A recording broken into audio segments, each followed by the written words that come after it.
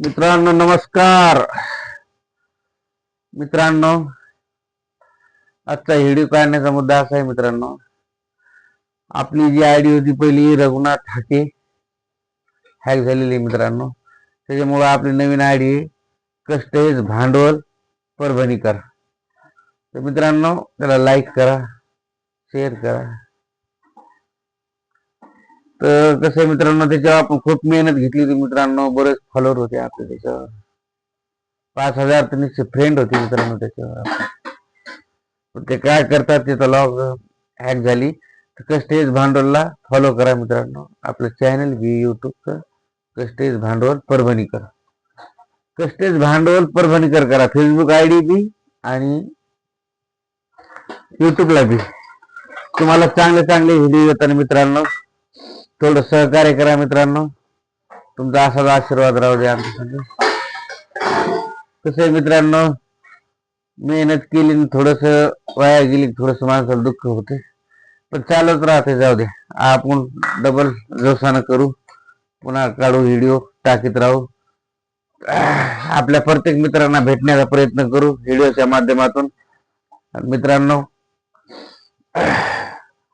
आता कसं आहे मित्रांनो थोडस होतंय माणूस हातबल. जाऊ द्या. पुन्हा तुम्ही सबस्क्राईब करा मित्रांनो, लाईक करा, फॉलो करा.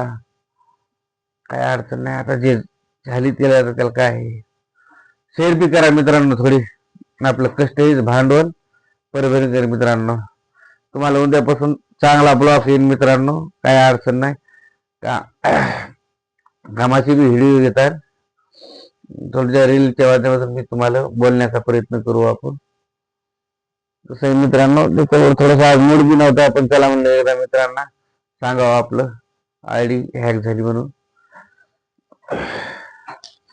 तर मित्रांनो आशा करतो समजेन. फॉलो करा, लाईक करा, शेअर करा. तुमचा मित्र, तुमचा भाऊ, तुमचा सखा रघुनाथ भाऊ हाके परभणीकर. मित्रांनो चलत राहत जीवनामध्ये चढ उतार येत राहतात मित्रांनो. आणि मित्रांनो जीवनामध्ये तुम्हाला मी सांगतो,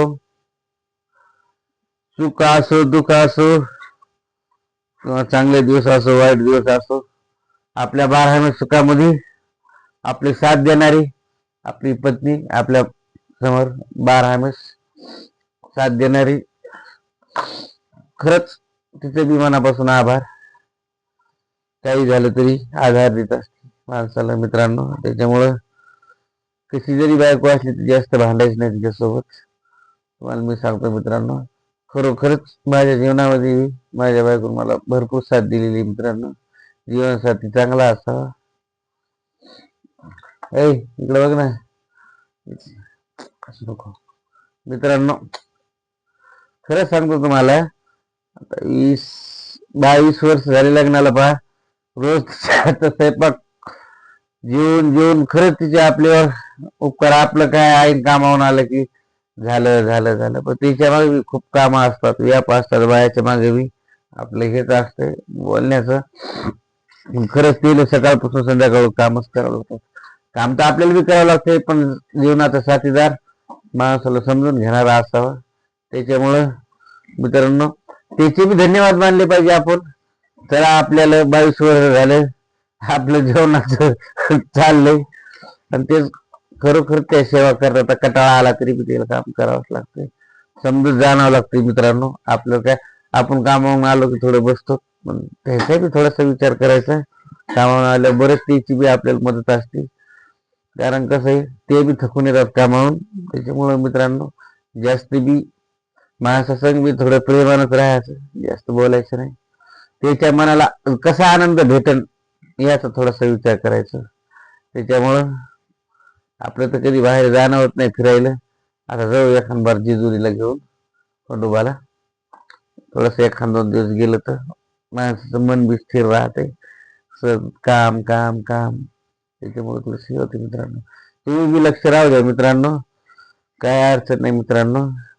थोडस बाहेर जगण्यापेक्षा घरीच प्रेम करा, घरीच मस्त राहा मित्रांनो.